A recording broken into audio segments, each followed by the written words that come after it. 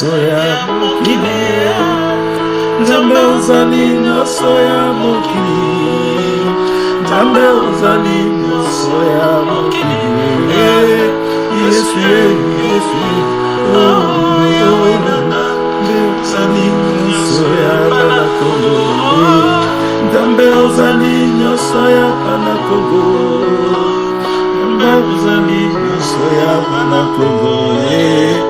Yesu, Yesu, Yolingo, Yolingo, Ozali, Yosoya, Yobe, Tambe, Ozali. Hosanna, mwana Nzambe, Hosanna, Hallelujah, Hosanna. Hosanna, mwana Nzambe, Hosanna, Hallelujah, Hosanna. Oba mama tope mandalala, Hosanna, Hallelujah, Hosanna. Oba papa tope mandalala, Hosanna, Hallelujah, Hosanna. Hosanna akiti na mabele, Hosanna, Hallelujah, Hosanna. Hosanna, aye, koko kisa promesse, Hosanna, Hallelujah, Hosanna. Hosanna, aye, kokata makambo, Hosanna, Hallelujah, Hosanna. Hosanna, Hosanna, Hosanna, Hosanna, Hallelujah, Hosanna. Jésus-Christ de Nazareth, Kembo na Yahweh, Kembo ewuti na likolo, ekiti na mabele, Kembo na royaume ya David, Kembo na royaume ya Mayankelo, Kembo na royaume de l'éternité, Kembo na kombo na Yesu, Kembo aza parfait, aza amour, azali subsistant. Il n'y a que lui qui est l'immolé, qui est celui qui tient toutes les clés de la vie. Il est celui qui est capable d'ouvrir les livres saints. Il est le livre saint. Il est la parole. Il est le chemin. Il est la lumière qui fait le monde. Il est la parole. Il est la main. Il est le pied. Il est tout pour tout. Il est tout. Il est parfait. Je t'adore, mon Père vivant. Nous t'adorons tous. Nul ne peut se mesurer en toi. Il n'y a que toi seul qui est Dieu. Qui est Dieu. Qui est Dieu. Qui est Papa. Tu es le Papa de toute habitation.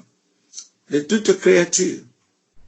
De toutes choses que tu as créées. Et tu es même le Papa de toutes choses que les humains ont fabriquées, que les humains ont créées. Parce que l'intelligence, la sagesse viennent de toi. Il n'y a que toi, le parfait, le Dieu souverain, par ta souveraineté que tu es aujourd'hui avec ton Fils, par ton amour que tu nous combles de la joie, la paix excellente. Alléluia. Seigneur, tu es bon, tu es capable. Nul ne peut te manquer, nul ne peut te faire n'importe comment. Tu es tout de tout, tu es tout de tout. Tu es omnipotent, tu te multiplies en multiples personnes, tu te multiplies dans la chair, tu te multiplies en ange, tu te multiplies en animal comme le lion de la tribu de Juda, tu te multiplies comme un aigle, Hosanna, Hosanna, Hosanna. Tu te multiplies comme de l'eau, l'océan, la mer, le vague, le soleil, la ligne, tu te multiplies, tu es puissant, puissant, par la force, la puissance de la divinité. Il n'y a que toi, que cette puissance nous aime et cette force nous enveloppe afin que les enfants de Dieu se voient, se retrouvent dans la paix, se réjouissent au nom de Jésus-Christ. Alléluia. Mwana Nzambe, azali mwana Nzambe. Mwana Nzambe, aza or, akutsikalaka or. oyo kolongole na nati ya or akozala te azali te aza ebende te ebende koyo kokoma or ekozalaka te po or ezali royaume or ezali autorité or ezali règne. Alléluia. Hosanna, Hosanna. Seigneur, Père d'amour, que nous soyons tous tes amoureux. Nous soyons tous agenouillés devant toi, par ta grâce, par ton amour, par ton accent qui se fait goût, qui se fait bien, un bon parfum qui est vous-même. Tu fais tout. Le monde croit que tu es arrêté là. Les prophètes ont cru que la parole de Dieu a été stoppée. Ce n'est que eux qui ont parlé. Comme Élie a dit que tout le monde était mort, excepté lui, et tu as dit, il y a une réserve de multiples d'Israélites quelque part. Seigneur, tu es toujours Dieu. Tu es toujours Dieu. Tu connais ce que les hommes ne pensent pas. Ce que les hommes ne peuvent même pas à penser. Plus loin, à jamais. Ils n'ont pas cette idée. Ils n'en penseront jamais. Quoi qu'ils font combien de siècles, ils n'en penseront jamais à ton niveau. Même leur philosophie n'arrivera jamais à ton niveau. Tu es vraiment Dieu. C'est pour cela que je t'adore. Je t'implore, nous t'implorons ensemble avec tes enfants qui t'écoutent. Seigneur, fais de nous cette grâce encore. Une grâce exceptionnelle. Une grâce étendue.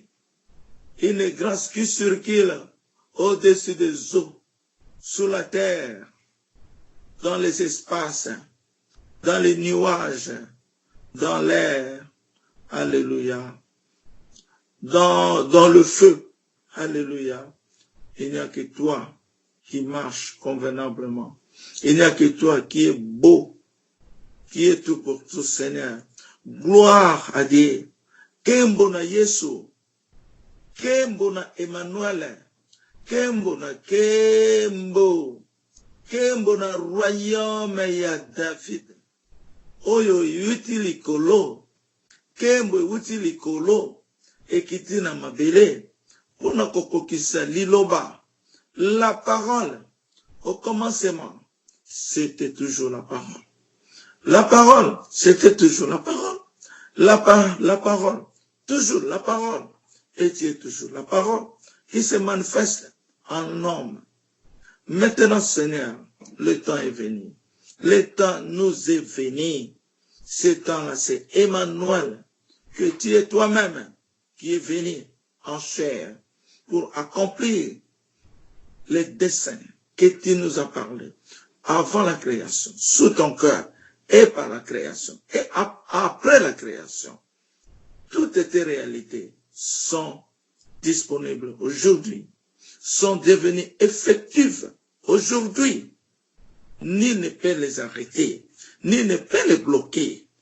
Tu es Dieu souverain. Tu fais ce que tu veux.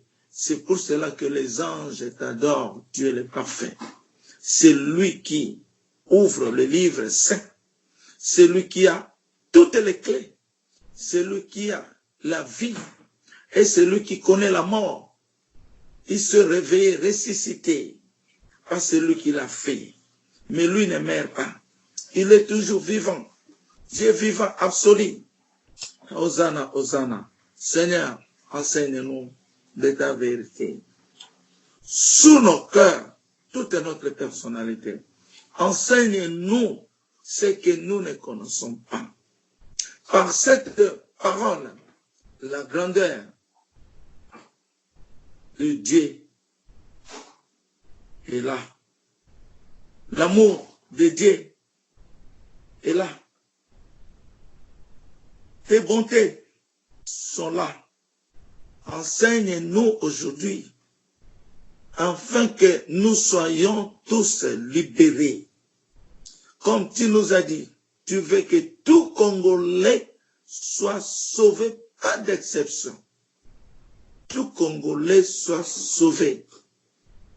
Acheminez-nous de bonnes routes, Seigneur, de bonnes façons, afin que nous puissions arriver à notre niveau. la destinée de la vérité.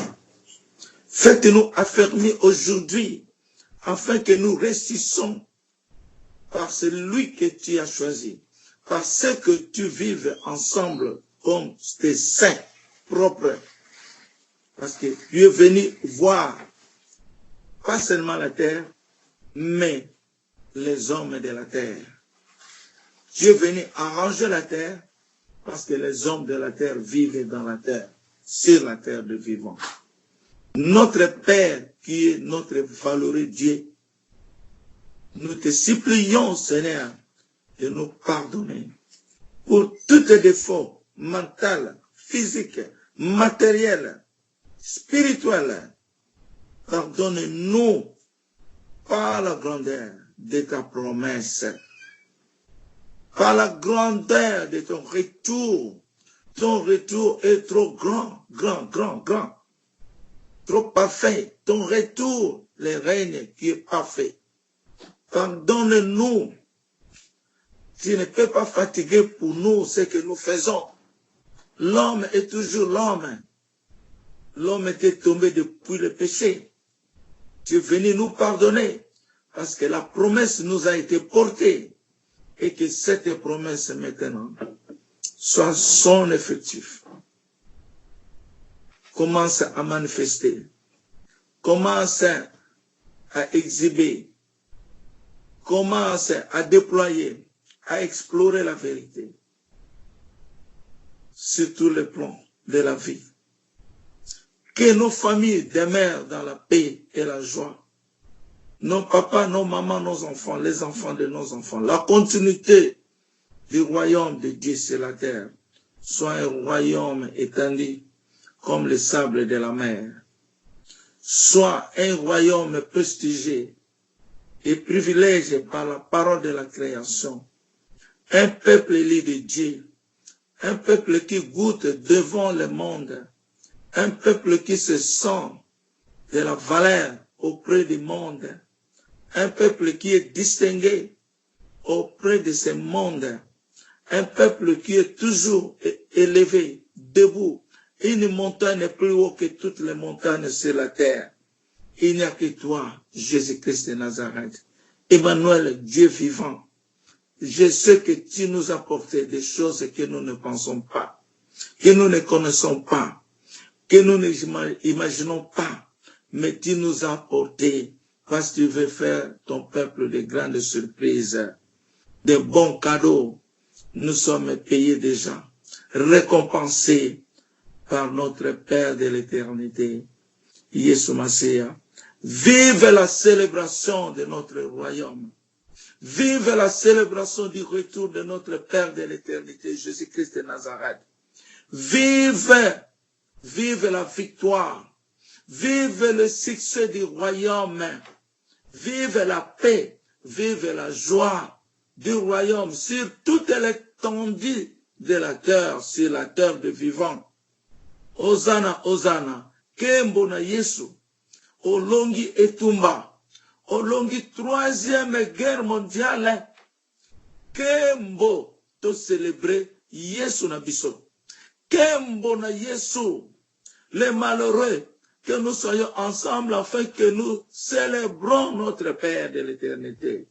Quand nous le célébrons, nous ne sommes plus malheureux parce que notre Père nous a porté toute la bénédiction. Que Emmanuel est en train de prier en Dieu afin que cette bénédiction nous soit vêtue comme des habits.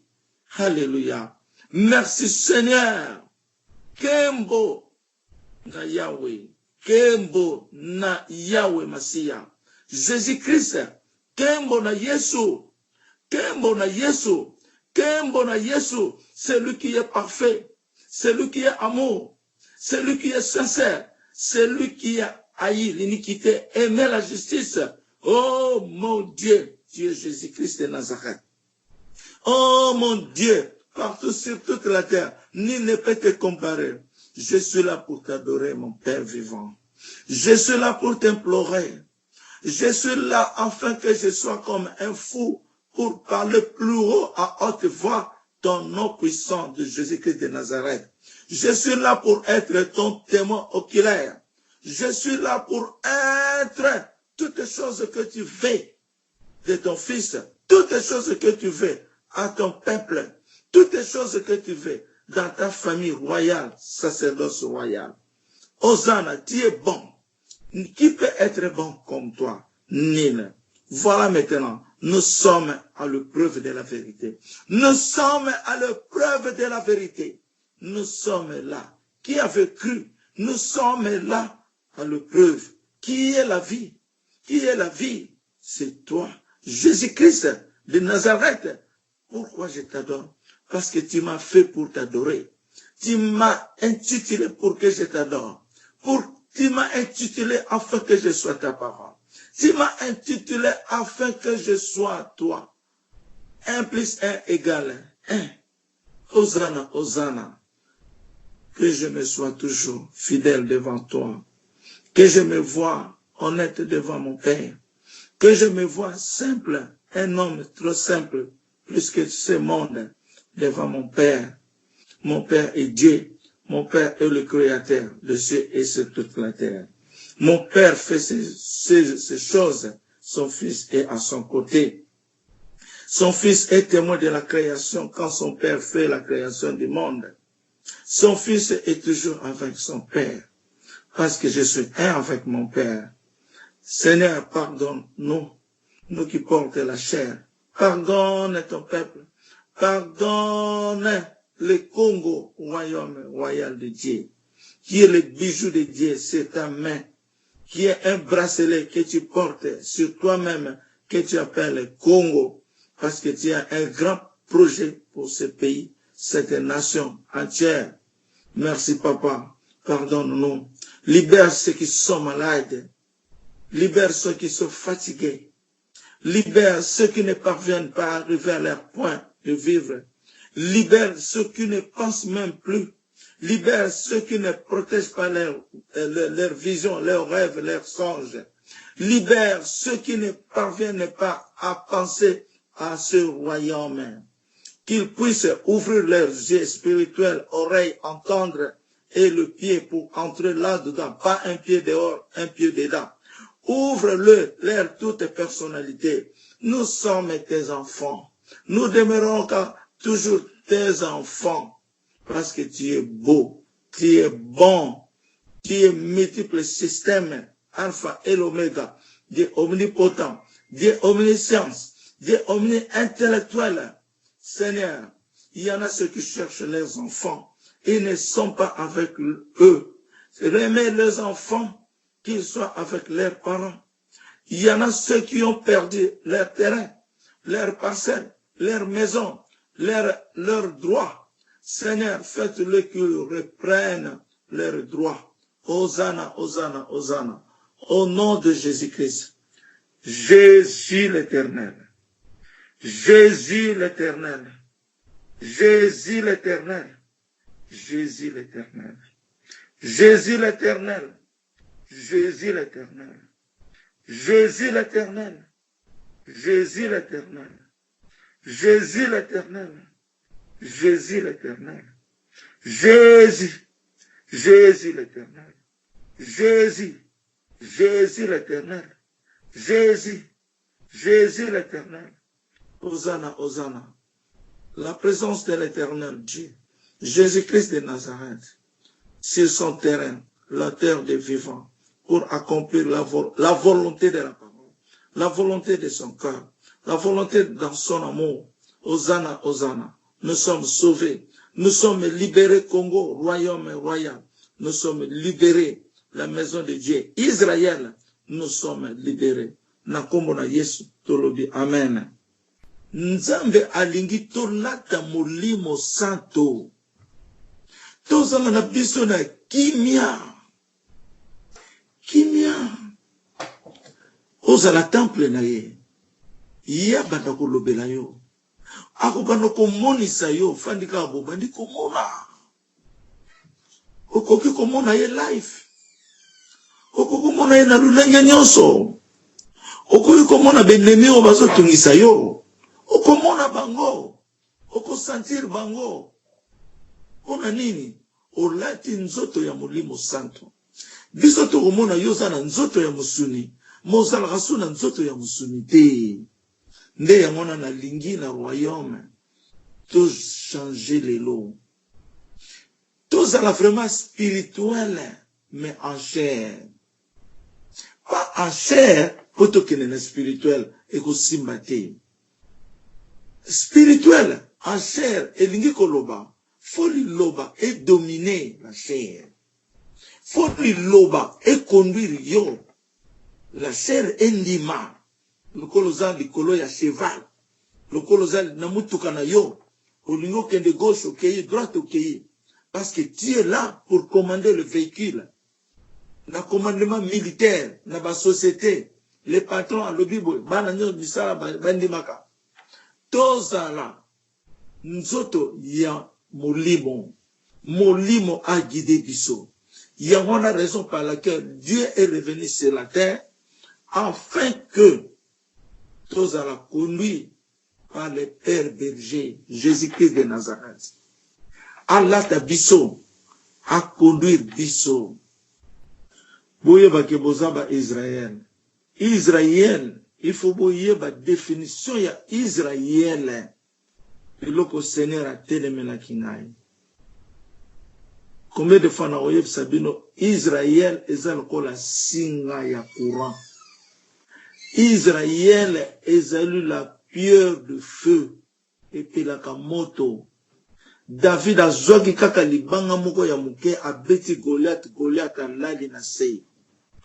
Bouye belogone de lali saki Goliath. Pour puissance, eza na kati ya libanga wana. Moto, eza na kati ya libanga wana. Qu'est-ce que cela signifie la pierre? Tant on zamba zolo bake, yazali la pierre de la vérité. Libanga ezanini. Jésus solo bana Pierre. Na kutonga église na likolo na yo Pierre. Na l'air wana église ezaki na mute. Na l'air wana Jésus solo ba. Na ko construire église na likolo na yo Pierre. Po Pierre aza libanga. Cela veut dire qu'à ce moment-là l'église n'était pas. Ezalaki ba Philistins bazomo ne bazaba l'église. Mais Jésus dans l'église des Zalagité, c'est lui qui est le royaume qui parle à l'église. Mais l'église des Zalagité ne s'allait parce que l'église a été partie. Tant le royaume est cueilli, l'église peut cueillir, fini. Ozomona. Mais ce que l'église est zongi, le fondement de l'église. Tant que Israël est zongi, l'église est zongi. Ils ont marché de terre. Israël, photo yeba. Source ya Israël eza wapi. Source ya Israël eza na ngomba. C'est une pierre qui est au sommet d'une montagne. Eza lokola diamant, engalaka lokola diamant. Oyo ngomba. Mais libanga wana. Oh, na monaki dernièrement, libanga wana essaie de détacher et yesuko na mabele. C'est cette pierre-là qui avait brisé la statue de Babylone.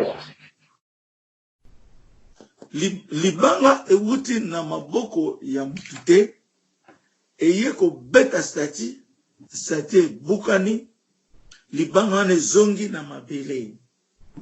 C'est ça l'Israël. Israël yango wana. E fandi na ngona mabele. E bandi kokoma ngomba. Et bandi koya munene na vivre séance ndenge libanga ezali ko progresser. Mama matonda lobaki nano na yebisa bino makamune sotute. Libanga bandi kokole komo ya ngomba. E komo ya ngomba.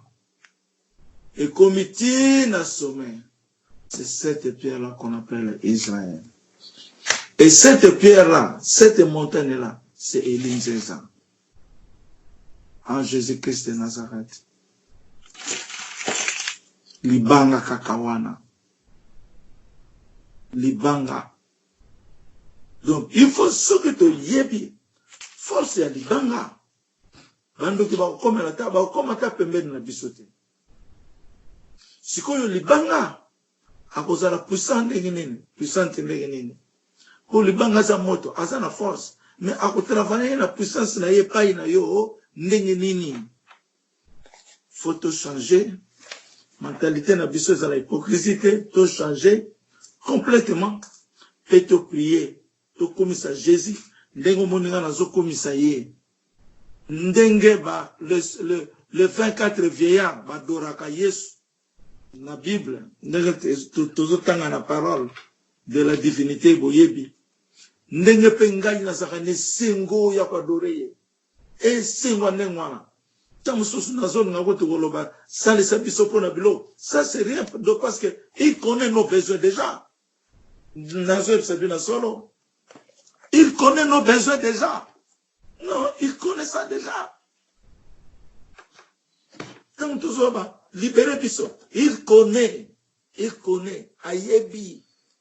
Mais ce que Dieu veut en nous, que to explorer comme on a yé, to kumisa yé, to mikitisa devant yé, to belela yé, azanzambe, par la façon yo lingi, na pesa ki beno démonstration, ndenge bana wana ba yambaki ngai, na silence, mais c'est trop grand, parce que e atiraki na bato bazaki pembeni.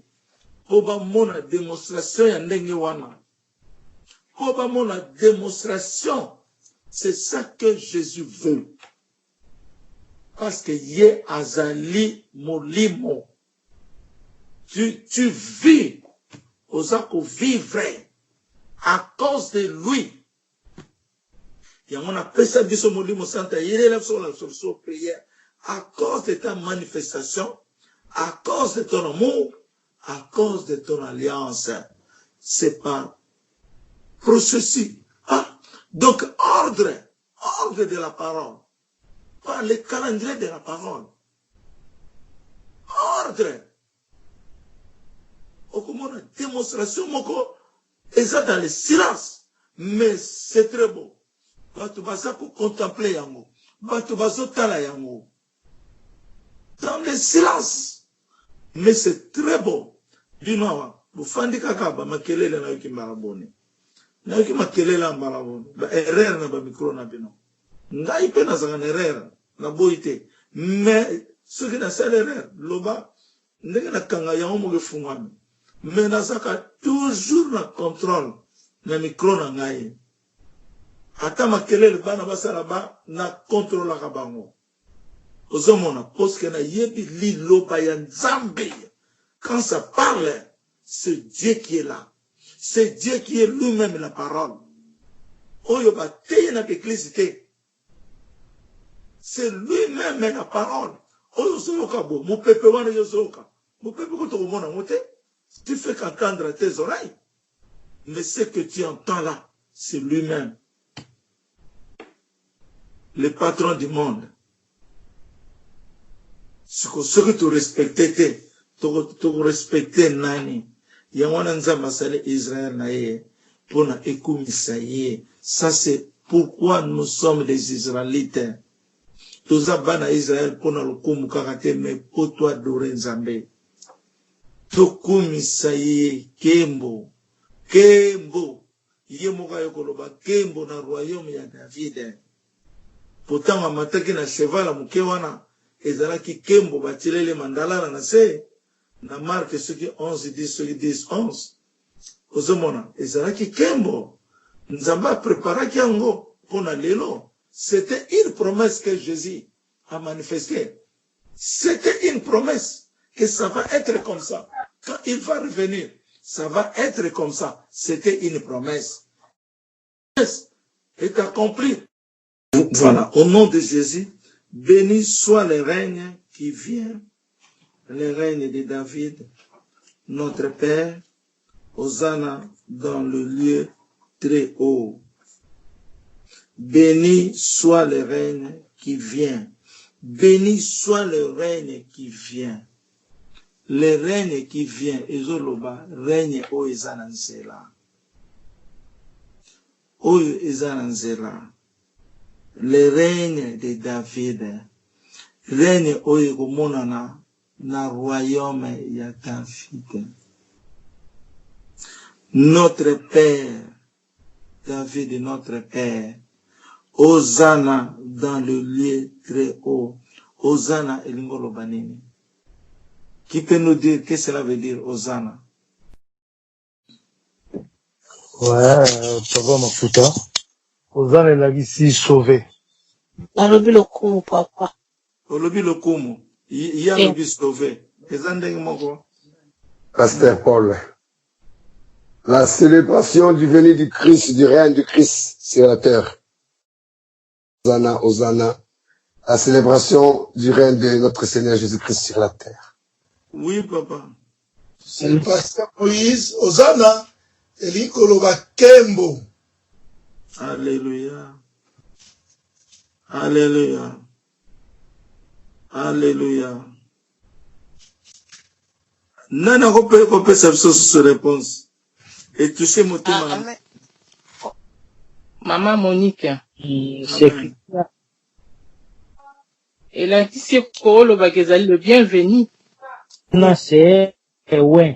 Signifie les ouins. Les ouins de Dieu. C'est une façon de glorifier les ouins de Dieu. Hosanna. Hosanna. Les ouins de Dieu. En d'autres termes. Maman Nelly papa. Oui. Ndenge na yo papa yo zoyemba. Règne ya Hosanna euti motika. Donc Hosanna eza règne. C'est le règne de Jésus-Christ. Faut bien parler. C'est Hosanna. Yangwana na mdambala kisengai. Congo eza mandalala. Yangwana na sambela ke mandalala na yo. Ezozela yo. Pona azana mabile. Tozana ye. Mais à kotambola mokili moume ba komona ye. Eza deux positions. Le fils nous est donné, le fils nous est né. Soit l'enfant nous est né, le fils nous est donné. Donc, aïe, à botami, à zo vivre na biso, mais l'air temps na ye kokoka, allez, à monani, na mokili mobimba. À monani, na mokili mobimba. Alors, on a toujours yamba inano, biso batu seto yebiye, toujours yamba ye, na Hosanna. Donc, na yebite loko ni sala ngai, jour na ke osomba ba biloko mike andako, na moni bazoteka ba mandala la nga bien na soma ka mandala, na bibono ya ko soma ngona cha. Se na yebisa kibino, na bandako na bino bo chata ele mo mandala la. Hata muke na porte, cha mandala la. Ezola kisa fona yo. Eza symbole kaka pour bien parler. Eza symbole. Yekola kisa ke Yesu ngana yambi yo. Na mandala la. Ko Kongo eza mandala la. Yo za mandala la. Nde yango mona ka Kongo na iloko babengi palme eza blankite. Kongo aza na betandi ya palme soko kena ba côté Équateur na bamboka mususu bandondo mona betandi ya palme eza na Kongo na niveau ya kosakana te. Nous sommes des palmiers. Biso parce que biso nde tozo yamba Yesu royaume ya Nzambe ekiti na mabele. Soki tozo yeba ntina ya likambo oyo tozo vivre na ngote lipa oyo tozolia tozo yeba ntina lipa oyo te basala wapi et utu wapi. Nous sommes des vauriens parce que il faut oyeba elamba oyo lati eza matière nini basala ka on a ezeni nini montre yo lataka tala marque na ngoza nini tala yango na seza nini ta musoso yebite eza na dragon na kati eko compliqué yo na kati ya vie na yo mobimba na yebisa bino etumbo tozo bunda ebandi lelo te ndenge David mpe babundisaki ye ebanda kala etumba wana ekokota na ba bienveillance ya Nzambe lokola biso bato na ba famille ekokota ekopesa désordre. Mais c'est le diable qui fait ça. C'est le diable. A ko déranger mitu ya bana Nzambe. Kokota na conflit. Mais biso to lingaka to bunisa Nzambe na musuni ko ningisa Nzambe. Pona nini to sa obomi nzoto kaka pona likamuna yo erisi. Non. Ndengwana te. C'est la foi. La foi. La foi, et puis maloba. Foi et yakana maloba. David a témoin, la parole. Na maloba, o ezoko bima na motema na yo. O yozo solo, na nzambe. Jésus azalaki soka yoki liloba kitoko. Alobi na Israël, nano yoki mutasolo batabou. Ezalaki ko toucher personnalité na ye. Ça lui touchait. Le temps où il touchait Jésus et touchait Nzambe. Et touchait Nzambe. Na yebisa rabino eza maloba. Maloba. Parce que c'est ça qui a créé le monde. Bino peuple sa parole. L'issue de sa parole. Parce que Jésus le dit. Vous aussi vous êtes le royaume. Mais toza comme yebate. Toza banani. Ignorance. Dieu d'amour. Dieu parfait. Nzamba sala makamnaye avec sainteté. Jamais Nzambe akosangisa salité na sainteté yomo obima na royaume bakomonisa yo bo na likolo o bibi pena boye bamoni yo toi-même tu te verras que ata tolobi te omimonisa mi pena bo likolo pozala ko bomba tu te caché. Parce que Dieu est saint. Akulinga yo oya kuboma mapa sainteté Nzambe. Nazo ba pena ngamoko hein. So makanise musune zo ele langa na combattre ngoa na bisener makaniso na ninyangote. Au nom de Jésus, que le sang de Jésus me purifie. Directement là comme raisonner ba penser na eza la négativité. Yana ebsa pas mama, ngabi mutoza na ye. Zala no fidèle, ata mutumo ko ngai mo na bunda kalikam na ngana yebi tenga na bunda kango. Yo kansi mutu a telemeli batubo, yo kansi on s'en aventurier na royaume donc le ban d'église, mais na royaume te. Yo kansi nzamba ko sala choix ya mabe. Photo posa na eloko na te. Dieu ne peut pas faire un mauvais choix. Ndenga pona ba Moïse, ba Daniel, Joseph. Dieu ne peut pas faire un mauvais choix. Le choix de Dieu, c'est sa souveraineté. Tobosa na ngo mingi, parce que tout le monde a mutu na musuni. Makamsuna zoe sabina, nzamba zo devient nga mebozo ebate. Il me conduit la façon que je vous parle. Mais bino bozo koye bangote. Tant na banolo ba présence nzamba zalaki amo. Bozo mona te. Bozo mona. Nde yango wana c'est le moment. Au nom de Jésus-Christ de Nazareth, Emmanuel, le juré Dieu, le juge de toutes choses, au-delà et ici-bas, c'est le moment, je vous dis, nous traversons un moment dangereux par la colère de Dieu et nous traversons un moment beau pour la libération de notre pays. La nation israélite, Israël est zonga kembo. Il faut tout le monde à biloko et pour papa la sa kogisango. Et sengeli tout le monde a oezo le kalelo. Potoye bake Israël, c'est Dieu, c'est la pierre que Dieu a fait de lui seul. Bomi mona taille bozana ngote, bomi mona ba couleur te, bomi mona banzala te, ba passe na nzoto te. Ba passe na biso, ba couleur na biso, to pesa on la gloire ya Nzambe. C'est ça que moi je prie. Je dis, Seigneur, ma souffrance, c'est ta gloire. Jésus aussi a souffert sur la croix. Qu'est-ce que kembo na Nzambe? Ko ko kisama. Ce que yo souffrir te, oko koma na bonheur ndenge nini. Olingi ka bana ba boto yo ka bisengo na bisengo. Kembo na kembo. Non. Tu dois passer des problèmes sérieux. Tu dois passer des problèmes. Le lomati, l'obe koi. Le lomati, l'obe. Tu persévères. Aussi qu'on persévérer.